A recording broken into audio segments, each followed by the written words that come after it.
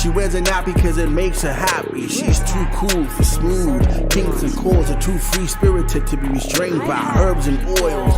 These queens who doing it as a natural crown of truth. Braids worn in all sorts of twists, shades, a labor of love for the root. All right, we're ready to learn. What are the main reasons women betray each other? Why? Self-hatred. Self-hatred. Self-hatred. I see in you what I refuse to see in me. And as long as I can point it out to you, I don't have to look at me. So as a result of self-hatred, we don't honor our relationships. The other thing is, because we seek external validation, we're programmed, everybody is. And when you don't treat me the way I think you should treat me, I'm gonna make it about you and I'm coming after you. But because we seek external validation and we want other people to make us feel good and look good and feel better, and when we don't get it, then we get mean. Yes. What's going on, Queens? And welcome back to Sistas, where, of course, we are sisters doing it for ourselves. And one thing I know, and what I have learned so far, is that no sister can do everything by herself. So therefore, today's episode is about the importance of friendship and building a sisterhood amongst our queens. I will admit that this is the sort of topic that's new territory for me, because I've not always had the best track record as far as having other female friends, but I do have a few close ones. And so I'm excited to be able to learn how to get better at building these new bridges. I have a couple sister friends with me. I have some friends to the show here. I have Dakaila, I have Emily, and I have Andrea. Hello, ladies. I am so happy to have you. I know, Emily, you've been having a little bit of tech issues, and it's totally cool. You know, internet-based show, it happens sometimes. And so, you know, if she's popping in and out, it's all right. We still going to have her as a part of the conversation. But how are you ladies doing today? Good. That's good. Well. I'm glad. So I want you ladies just to start off with just a little bit of introduction about yourselves, just so everybody can get a feel of who you are and where you come from and all that sort of thing. So you want to go first, Dakaila? Sure, that's fine. Obviously, my name is Dakaila. I am 21. Right now, I'm in college. I'm finishing up. I'm going to school for social media marketing. Just trying to finish school, and then after that, I'll probably get my degree in communication. So, sweet. Emily, tell us a little bit about you. Hi, everybody. My name is Emily. I am a 20-year-old junior at North Carolina Agricultural and Technical State University. My major is psychology, and I want to open up mental health clinics for Black men with my degree. And after college, I plan on going back to college and getting my PhD. So, yes. All right. You go ahead, girl. What about you, Andrea? My name is Andrea. I am 30 years old, 10 years senior on here. But I am a mother of 3 boys. I went to Wayne State University. I have a degree in civil engineering. But right now, my main focus is being a mother, which is, I think, the hardest job anyone can ever have. So that's the main thing, just being a good mom. That's the main thing for me right now. You get an amen from me, girl, with that. I'm telling you, thankless, but very rewarding. So thank you so much, guys, for helping us out, figuring out how to build relationships with one another, because it's more easier said than done. And so let's get down into business here. So the $1 million question is, do Black women hate each other, and why? I'm curious. Who you want to take it? I'm gonna go to you first, Andrea, since you mentioned it. Why do you think? Since I said something. Yeah. I don't think that we hate each other. I think we kind of scared or like intimidated by each other. And a lot of things, I believe, off the back between Black women starts with miscommunication. Like, that's where it starts. Like, the fact that emotionally, we don't really understand ourselves. So we don't have the ability to understand other women, right? We deal in a lot of face value rather than I don't know what type of day she having. I don't know what type of week she having. This can be her time. Y'all know what I'm talking about. We don't know. And I think that a lot of it, we just come up with our guards up because we going through stuff emotionally. So we don't take the time to break our emotions down and realize this person also have emotions. But no, we do not hate each other. I will fight that. Just All right, like piggyback off of that, like it is like that kind of how is this person reacting if I say this to this person, how are they gonna react in that type of regard. But then like it's also like just misunderstanding. Like I feel like we don't understand each other all the way. We all have this perception of we have to be the best. I'm on top of everybody and I'll do this and that, and it's like we're supposed to be equal with each other. And then also like growing up with that separation of, oh, if you're light skinned, you're desirable. If you're dark skinned, you're not as desirable. Oh, your lips are too big. You're like all these things that society as a whole says, and then also with people in our own culture saying like, no, like you're not good if you do this, like just stuff like that. We kind of oppose, like we put ourselves against each other. So it's like, nah, I don't like her because she light skinned, or oh, she's like just. We assume stuff. We feed into the stereotypes. So it's sometimes that, not always, but also having that from a young age all the way up until adulthood. You carry that, or if you're even taught that, it's just like you carry that, remember that, you do it, you don't know why. Yeah. You just do it, and it's kind of like, I don't even know you. You really say, oh, it's gonna be a bad conversation or just bad experiences, because a lot of people, like, they have bad experiences from prior female, whether it's family or past friend, like stuff like that. And they're like, okay, well, I've heard a lot of people say, I don't have female friends. And I understand. But like at the end of the day, it's like, that's because of that bad experience. So they said, no, I'm not going to do it. And then they close themselves off to it. So, it's that. And it's just a lot more. It's kind of case levels. Like, that's what I see the most. Yeah, like it's a lot. It's a lot of it. It's a lot to unpack for sure. Definitely. Yeah, I think colorism and featureism both like have a lot to do with like the disconnect. And I think since we're like too busy trying to compete rather than to see each other win, that can also cause a disconnect. And just the constantly wanting to be the best, and it's like we can all eat. It's possible. It's enough food for everybody at the table. It's not just for you. And that's something that I had to learn. It's like, it's okay. Like, we all have to eat. It's okay to see your sister win. You should want to see your sister win. You know what I mean? Like a lot of women, it's like it's not like that. And back to like the I don't have female friends thing. That's kind of like a red flag to me, because they say like, oh, I hang around men more, and it's like a man will be the messiest person you know, not a woman actually.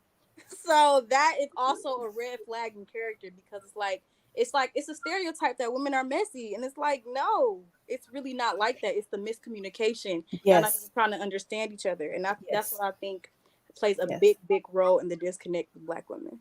Can I just pick on what Emily said? It was the I don't have any female friends, because I was thinking when you said that, Dakaila, because whenever I hear a young lady say that, okay, I'm thinking, how old are you, right? Because in your 20s, I get it. Because I know I'm trying to act like I'm so grown, but I'm not, because I'm still trying to figure out life. But I remember in my 20s how unsure of myself I was. So honestly, being so not necessarily insecure, but unsure. Do I fit here? And it's not even about, with me, it wasn't about my looks. It was about, am I smart enough? Do I know enough? Am I equipped to have a conversation with this woman at this level? You know what I'm saying? So I used to feel like, I used to shrink. And then as I'm shrinking, I'm panicking. And then to her, she looking at me like, girl, what's wrong with you? And really, she like, chill out. But I'm over there having a mini panic attack. So it's like, how old are you? Because if you're in your 20s, I get it. But if you 40 and 50, you don't have no female. That's a red flag. Like, why don't nobody like you? Like, it's probably you. It's probably you not liking yourself, Yes, but we ain't got to talk about that. yes, But yes. I'm like, how old are you saying that? Now in your 20s? Okay. Mhm. Okay. Right. But we're going to have to work on that after 25. Yeah, yeah. We're going to have to work on that. My bad. Go ahead. Go ahead. I mean, kind of with that, it's kind of like, who are you? Like, it's not always, no, I'm going to stand beside this. Like, it's kind of who you put yourself around too, because kind of you get those red flags. Like you said, it's a red flag. You can see this stuff over and over. And if you're constantly putting yourself around this certain type of vibe or these certain type of people, you should realize this trend.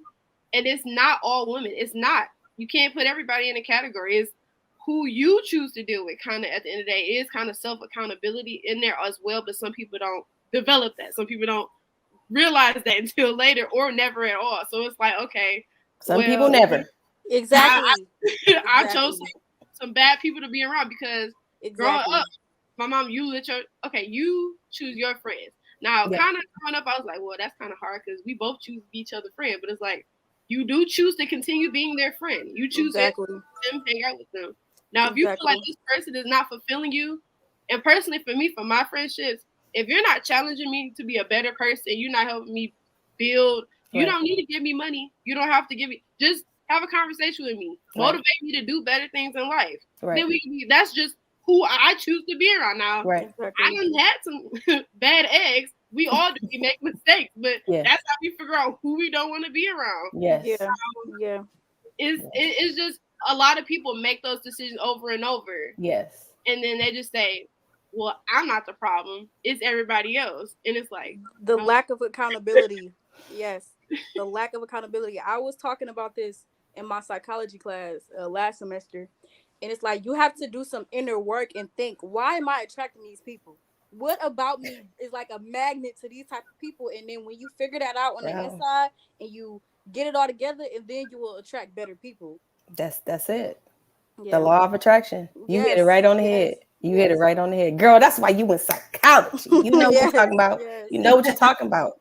She I think all you ladies are right on all of your points. I think all of you are right in some in an aspect or another, because it has a lot to do with the factors of who we hang around. You know, what are we attracting to ourselves? Andrea, you mentioned about how age has a factor in it, and you're totally dead on about in our 20s, it's way different making friends than when you're, you know, above 30. And I'm at the end of my 20s now, and the way I see it now, friendships with other women is totally different, because I used to be that one to say I don't have female friends, but I didn't say that as like I won't or I don't want to. It's just that that's just not what it is right now. And so and everyone here mentioned that intersection between race and gender in some form or fashion, which is why I think it's even more important to have those connections with others who can relate to your experience, because being a Black woman is not easy, as we all know, and we actually need to stick together more than we think we do.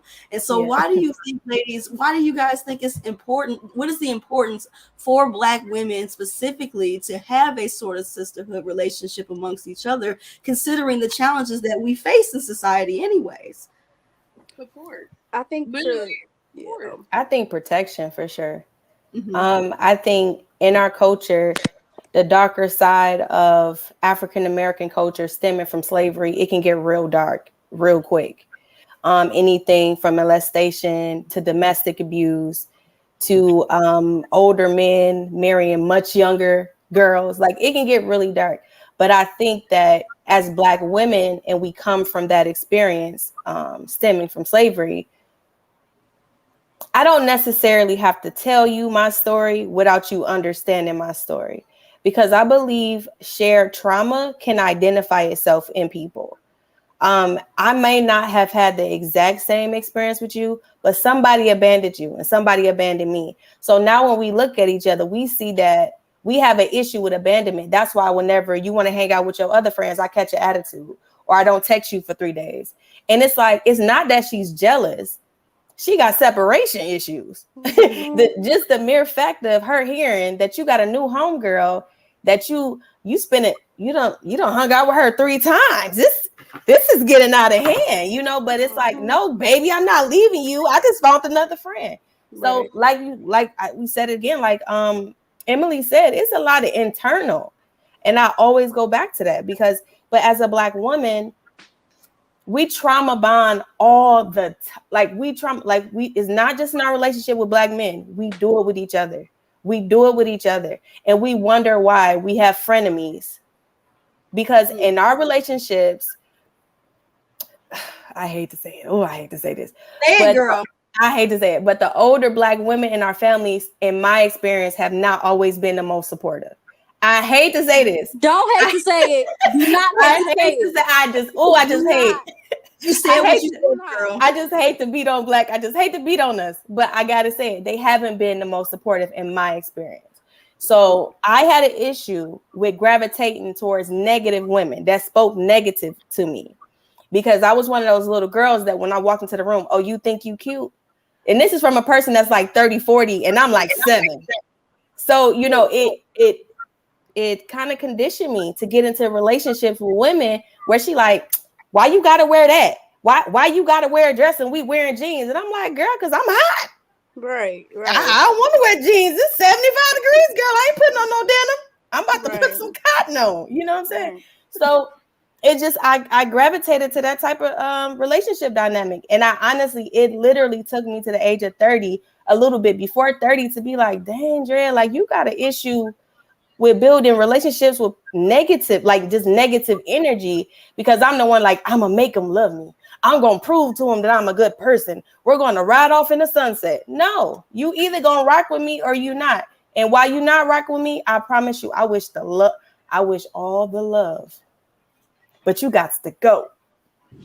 I wish you well. Black sister. Yes, she said what she said there. I'm with you. Yes. And I like how you segment into that. Go ahead, Emily, if there's something you want to say. Yeah, I wanted to piggyback off of what Andrea said. Is it Andrea? You know what? I don't make a big deal. It's Andrea, but girl, Andrea. I don't make a big deal. Andrea.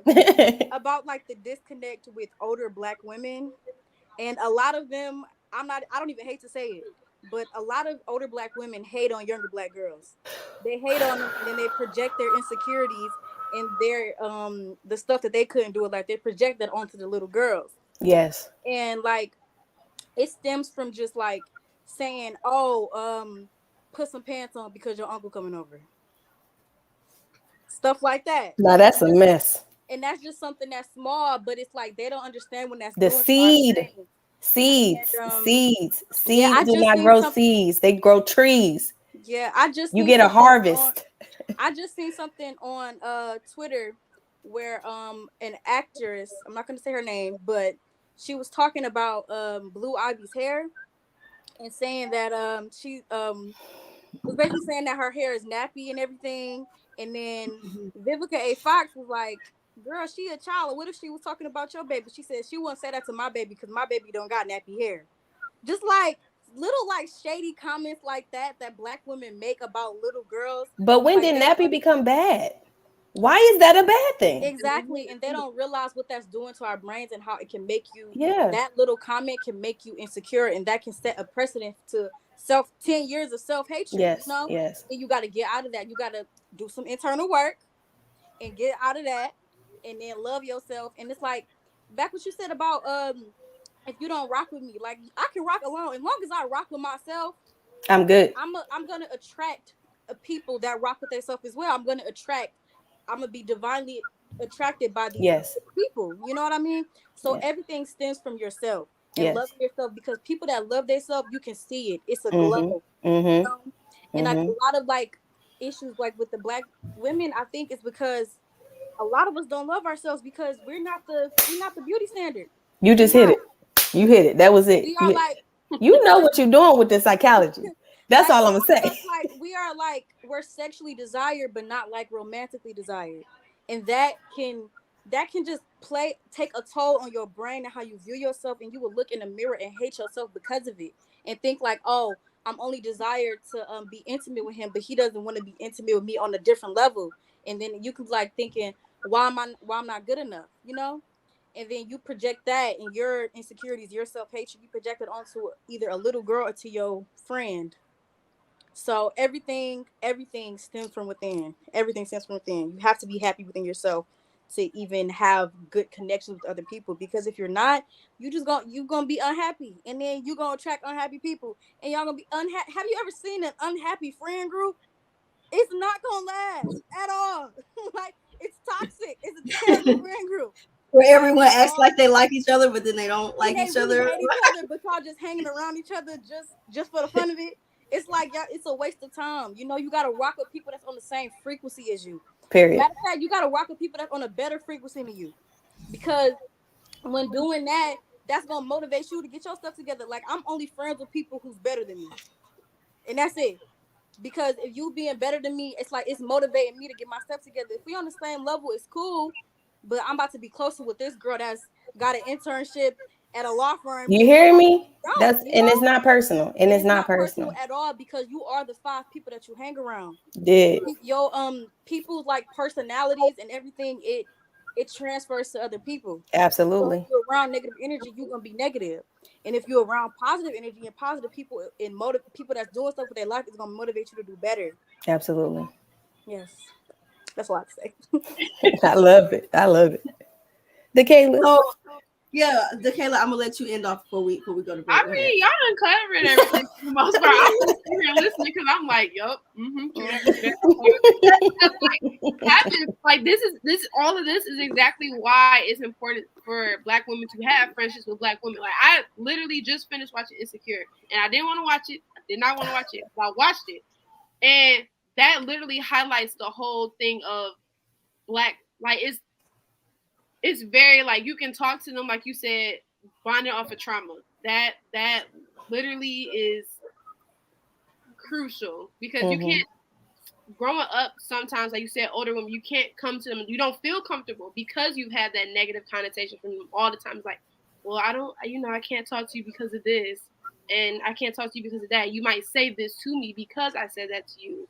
And it's like, all right, usually most people keep it into themselves, but once you find that connection and somebody who's had this similar experience to you, it's like, okay, cool, maybe I could talk to you about this. I ain't never talked to you about it before. Right. There's so many different stigmatisms and so many stereotypes inside of just being African American. And like, literally is it's just so much. It now, is. like, I'm trying to say at one time, I can't get it out. It's like most of our culture, like, if you go on social media, somebody like, oh yeah, you know how you go outside and you see the ice cream truck, you go ride your bikes. We connect off of that.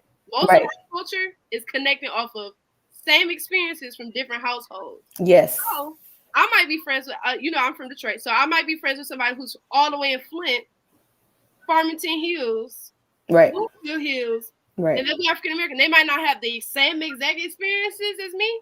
It might be a little different, little tweaked, but I'm pretty sure we can relate over something at the same day. Or I could be talking to somebody from Houston, somebody from New York, somebody who, I don't even know, California, somewhere. I've connected with people all over the country, world, honestly. And just because, even somebody who's not directly, like, I've talked to people who live in the Bahamas, and we got shared experiences. Just colored people. Just Black is black, baby. In general. And it's like, having those people, is nothing wrong with having relationships and having friendships that's outside of your race or whatever. Absolutely not. But having that Black sister or that Black male, even just Black males to talk to, like, hey, how do you feel about this? I had this happen to me.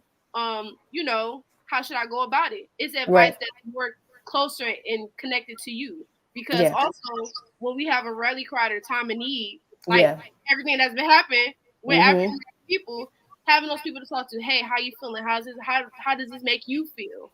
I can relate to you about what happened. People getting shot. Okay, how does that make you feel? What do you think? Because, like, just having conversations, it gives you that sense of security.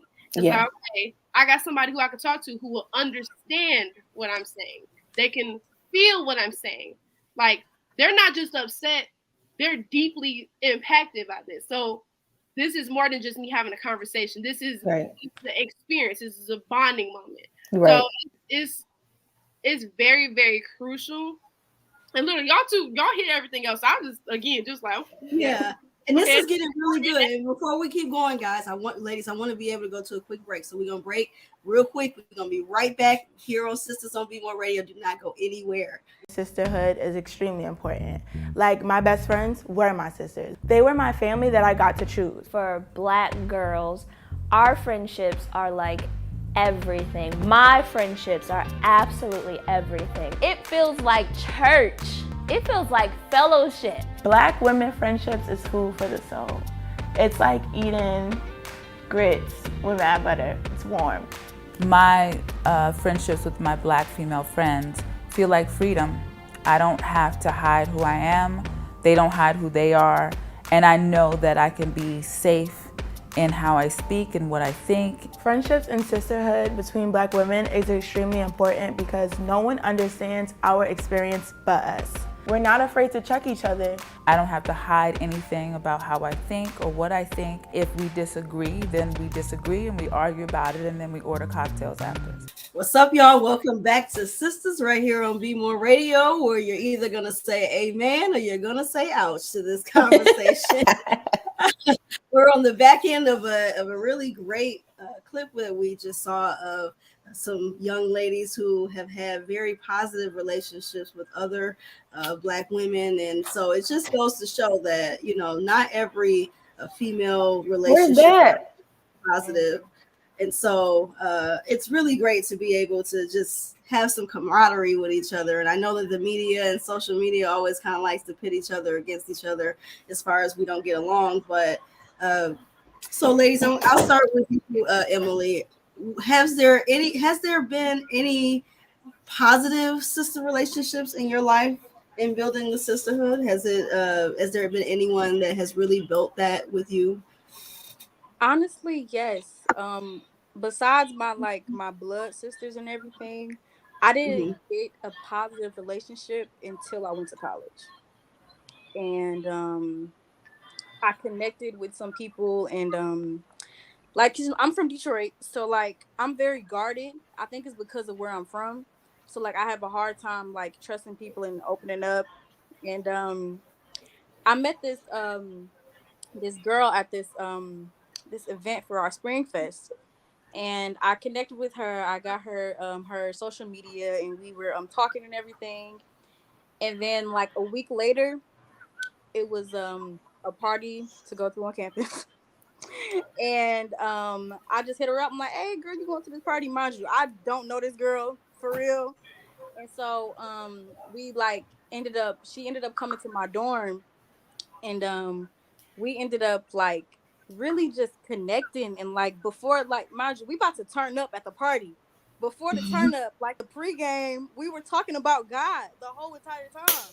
And I'm just like, and it was just, she was saying stuff, and like I just wanted to cry, but I didn't want to ruin the moment. But, like, I'm a cry baby too. I cry in a minute. She was just like hitting everything on the nose, and I'm just like, wow, like I'm so glad I met you. And even then, like after when we all left like for the semester, she still checks up on me and everything. And I don't even have friends that mind you, that I grew up with check up on me. You know, even when my dad passed away August 22nd of last year, and like those real situations, it tells you who your friends are, you know. So these women and these people making posts and commenting saying, oh, I'm here for you if you need me, but I stayed in my whole room the whole semester. I took a semester off and nobody was found. People didn't even come to the funeral that I was rocking with, you know.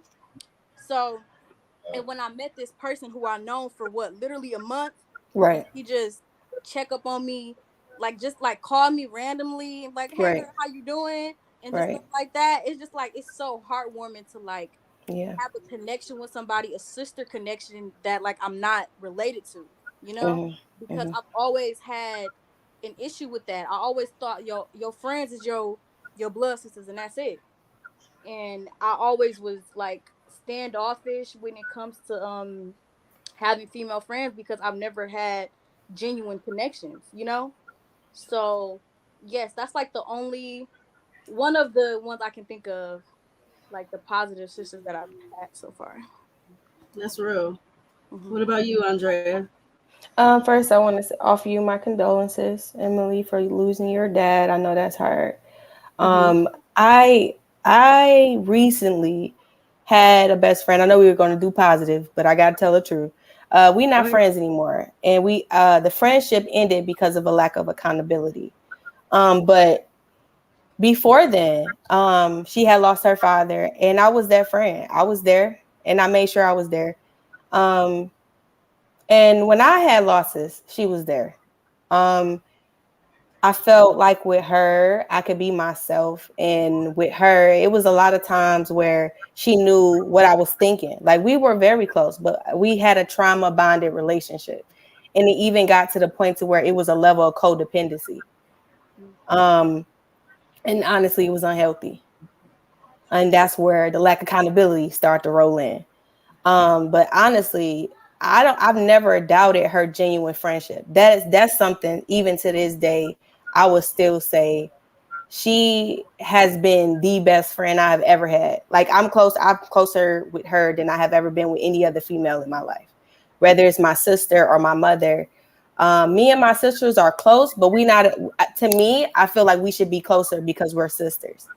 In my personal opinion, that's just how I feel. But with her, it was different. It was like I'm me. She was whoever she was, and it was cool. And yeah, we had arguments because one, we both have very strong personalities, but we never forgot. Like I would never disrespect you. I would never be disloyal to you. It was never that type of situation. And she, not only that, she was a good role model. Like she had her degrees and she was a married woman and she bought a house. Like she was that person that's like, okay, if she leveling up, how I'm gonna be walking around talking about she my best friend and I'm not even appropriate. You know what I'm saying? She doing all these things. I need to get my repertoire together, So she definitely was that good female experience for me. And one other older woman, I would say she was the only older woman that I felt like, dang, you like kind of nice. My auntie Christine, my uncle, who was my blood uncle, he married her into the family. And she has never, I mean, never spoke a negative word to me. I'm 30. And I mean, I ain't never heard it. I've never heard her say anything negative to me. Like if she'll see something, because when I was young, I was one of those people that wear their feelings on their sleeve. When I was a young girl, if a person say something to me, it could break me down into pieces. Like somebody say something like your shoes ugly. I'm like, oh my God, why did I pick these shoes? I'm throwing the shoes out the window. Like I was so dramatic. I watched a lot of Digi Channel. I was a very dramatic child. And my auntie would see, because you could tell when a person say something to me and break me, and I didn't know how to, like, okay, Andrea, it's not that deep. Because I was a kid. And she'll say to me, you're beautiful, and like she would just always build me up. So that's the only, well, not only, but that's the most influential older woman that if she ever saw me like down, she'd be like, check yourself and remember who you are. She'd tell me quick, like, get it together, not continue on. She would get me together quick. That's awesome. What about you, Dakaila? I've had good relationships with sisters. I mean, again, kind of piggyback off of Emily. I met most of my like good friends in college. I've had a couple consistent friends like from elementary school, but also kind of like I grew up the only child for 7 years. Also, I'm the only girl in the house. So with that being said, like I don't have sisters, so I have like younger cousins and stuff like that, and they would be considered sisters to me. But I was the big sister technically, so having those relationships growing up, like my one friend consistently was like, okay, like I kind of have a sister, I have somebody I can talk to. That relationship helped me build my confidence to who I am today. It helps me. It helped me, and it helps me, I should say, because we're still friends to this. Like honestly, I can be like, hey, like this is what happened. I don't know how I feel about it. You know me, you've known me for this long, blase, and we can talk it out. Or, she can do vice versa. And it's always an uplifting conversation. It's always an open-minded conversation. It's never closed off. And that's not a relationship I've always been used to having in my life. So when I met people in college, like you said, somebody you knew for a month, you like, I don't even know you. Like, I don't even know you that long. And we close. We're having these type of conversations. You know my whole life story. I know yours. We hanging out every single day. Because in college, when you meet these people, you live with them. You live in the same area as them. You there. You just see each other. So it's like you get close to people very quickly, but also just as quickly as you get those relationships, you lose them. Yes. It's sometimes a process. It's a process. You lose them, you get them, but then you have those consistent ones. Now, I've had my share of both, but with my consistent friendships, like they've left, they've moved out of the dorms, they've moved out of the area. We don't live close to each other. One lives in a different state. It's like we still talk to each other. We call and check in, and these are relationships I can go without months, weeks. We ain't did a year yet, but like, we can go time without talking to each other, and it's like, hey girl, what you doing? Like we can have those kind of, like nothing happened. There's no animosity. It makes you feel good when you go out. Like, girl, okay, should I wear this? Should I wear that? Girl, you look good in this. Like it builds you up. It makes you feel good about who you are as a Black woman. As a woman, like just you feel good, and then that motivates you to do better things. It makes you feel like I can do this. I got them with me. If I need help, they call them up, or I can tell them, hey, I don't know how I feel about doing this. They be like, girl, you got it in the back. Go. Like it's motivation. It gets you. It's a great feeling to have. Now, as I've gotten older, I've appreciated a lot more than I did when I was a kid.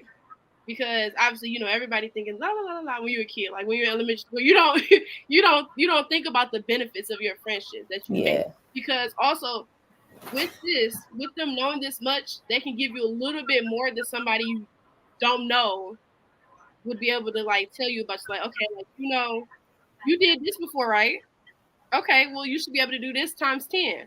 And then we could do what we did last time. Like just like you said, getting those phone calls when nobody can really motivate you at that time. Just like, hey, I'm here for you because again, not again, but I send my condolences to you too, Emily, because it's when you lose a family member, you see how people really feel about you. You see how people really move, and it's like you can't really tell them how to act. They do it themselves. So, I mean, when I lost my grandfather, I saw who came out to, hey, are you okay? Because he passed away a couple days before my birthday. So I literally had to go to a funeral the day after my birthday, and it wasn't a great feeling.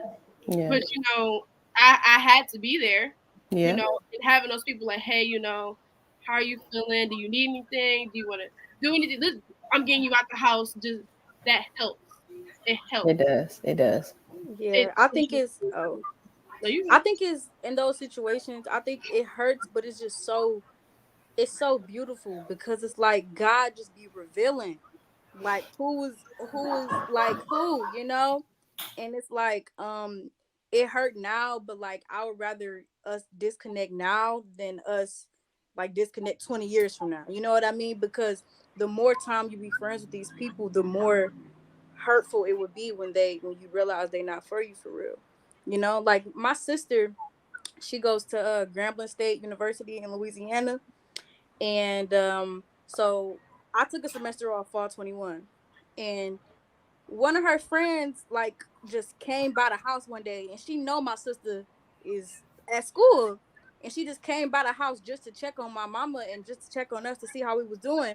And it's like that, like little small thing just does so much. It goes you know what I such mean? a long way. Exactly. And just like I understand, like people, like you got your own life and everything, and everybody got stuff that they dealing with.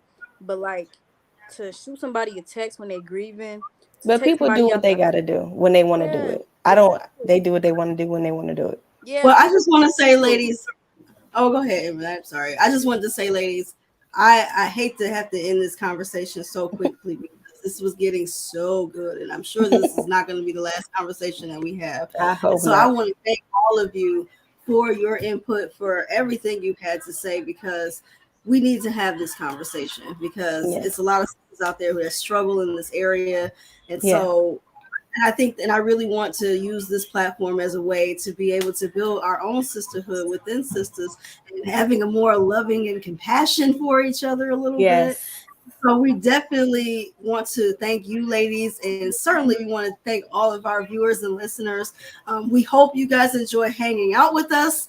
We are definitely not done with this conversation, and so we're going to close it out here for now. But with that, thank you ladies. Have a wonderful Thank you. Thank you, everyone. And we will be right back next time on Sisters. Have a good evening, everyone. Bye. It was so nice to meet you guys. Bye. Nice to meet you too. Bye. She wears it not because it makes her happy. She's too cool for smooth. Kinks and calls are too free-spirited to be restrained by herbs and oils. These queens who doing it as a natural crown of truth. Wigs worn in all sorts of twists, of shades, a labor of love for the roots expressed by the child of Africa's soil. It's worth the toil. Willie curls aim for the sheepfish, so pick a stance. If you dare to take a glance, her thoughts will ascend you. Trust me. Let's give her a chance. A pair of shears for a shovel locks, a twist to unwind the combination to the safe, where the keys to her heart are best.